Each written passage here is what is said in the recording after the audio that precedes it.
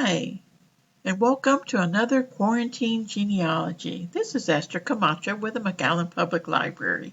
Let's discuss familysearch.org. FamilySearch is probably one of the best databases out there for us to do genealogy. It's always growing. It's got a lot of records that you can look at. But first, in order to use FamilySearch, you really need to create a free account. And it's really important to create one because without it, you can search it, but you won't be able to access some of the images. So, real simple to create a free account. You'll just go fill in some basic information. Once you do that, then you create your username and password and enter this information, and then click on create an account. And of course, you have to agree to their terms. Once you do that, you're just going to sign in and get into FamilySearch. If you look on the top of the screen, you've got family tree, search, memories, indexing, activities. The main ones out there are the family tree. FamilySearch does automatically create a family tree. You can change it, add things to everybody. It's a big open tree that everybody can access. You're welcome to look at that when you're looking at your ancestors and using that information as a guide. When we normally go in, we're going to search. You have memory search where you can add photos, documents, write some memories of some of your genealogy information. Indexing, now this is a volunteer-based database. Everybody volunteers. A lot of people volunteer to add information into FamilySearch. You go in and you get a batch of records, a batch of images that you transcribe, and it gets verified and it gets eventually put onto the system. Again, it is just a voluntary. You're welcome to do that if you want to help. Activities are just different activities that you can do.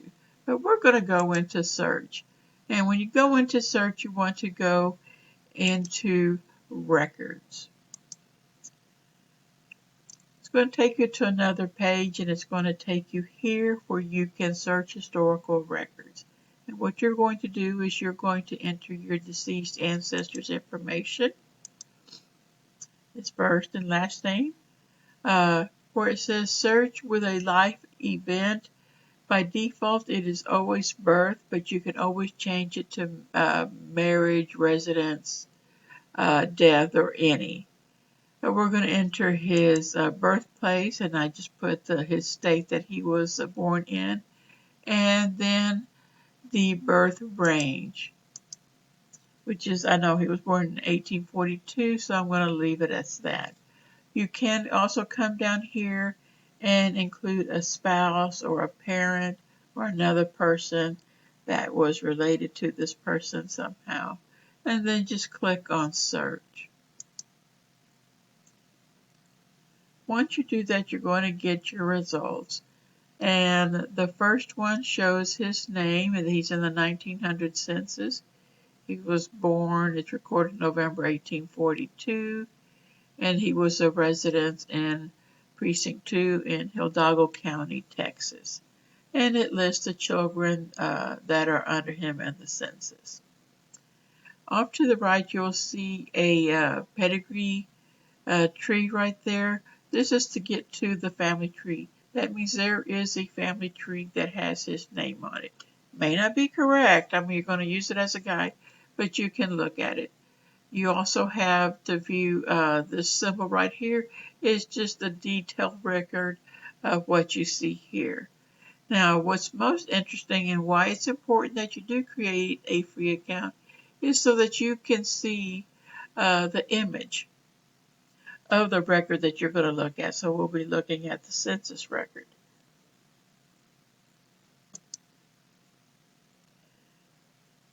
Now I clicked on that detailed record in the center, and this is what you get. And it does give his information, the event type, the date, you know, basic information, his gender that they got from the census image, where his parents were born, the year he was married. He does say he's divorced. And over here on this side, I can just click on here to view the image itself. Once you do that, the image is going to come up, and then off to the left you can zoom in so you can find the person that you're looking for, and there he is with his children. Basic information that was already transcribed. He was a teacher for the public school. But up here on the very top, you have a source box, and that source box is like a folder. So if I wanted to save this somewhere and not save it on my computer just yet, I can actually just save it to the source box. But you have the option to print it, you have the option to download it, and you have the tools here if you need to turn it over on its side. So you can download it and save it. Just remember that when you do that, you're going to have to rename it to a different name because they just have a lot of numbers and letters that go with the download. Now, another thing that you can do when you're searching, now that's a basic search, is where you can do a search and search for that person. There are times where you don't find that person and you're going, okay, am I typing in the name wrong? Sometimes they misspell things, they transcribe things wrong. But another thing you can do is go over here and just browse all published collections. When you click on that, it's going to take you here, and you'll notice you'll have a place where it lists all the different countries, even the dates and the collections. And you click on one and it's going to come down. Like if I click on Mexico, it's going to list all the different states in Mexico, and I can select that. Over here, it's going to tell you there's the 2,796 collections in here. And you'll notice you have a title, and it'll list them in alphabetical order. Over here to the right, you've got your records, how many records are in each one, and the last time it was updated. And that is real important when you want to see if some of these records have been updated. You'll notice by the date. Another thing to notice is that when you see these records and you have the number of records that are there, you can search those records by name. When you see this where it says browse images, that means that record is not searchable by name. You will actually browse the digitized images for that record. It is time consuming. I normally like to browse through images. You're looking at microfilm. And only because if I'm looking for a baptismal or a death record and doing a search does not yield anything, then I'm thinking, well, if I look at the images one by one or look at the general year that I'm looking for, perhaps they were missed. We're all human, and they're transcribing each line, and sometimes a line will get missed. So I definitely go in there just to verify that they are or are not there.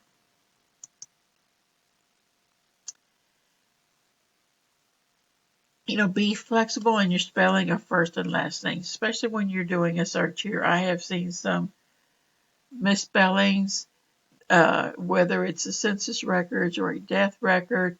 sometimes you're looking at these records and you just cannot read the writing. And they're doing the best they can when you have a transcriber.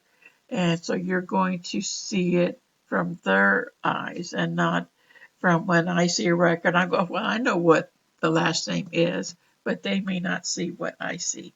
So, be flexible in your spelling in there. Do a search without the first name, and do it with the last name, and narrow down the location and the year that they died or were born or were married. Just narrow it down and see what comes up on those results. And if you have questions, feel free to ask. You're welcome to call the McAllen Public Library and ask any of the librarians or myself to help you with any searching that you might have. You can visit my subject guide. If you go to the McAllenLibrary.net, go to Subject Guides, and go to Genealogy.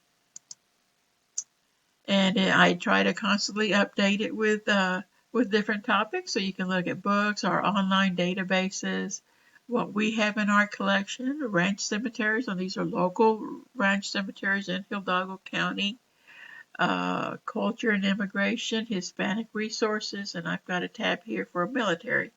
And I'm constantly adding to here. So please check for new updates on here. And of course, if you have any questions, you feel free to email me. Thanks for watching, and next time on Quarantine Genealogy, we're going to talk about Hispanic genealogy. Thank you and have a wonderful day.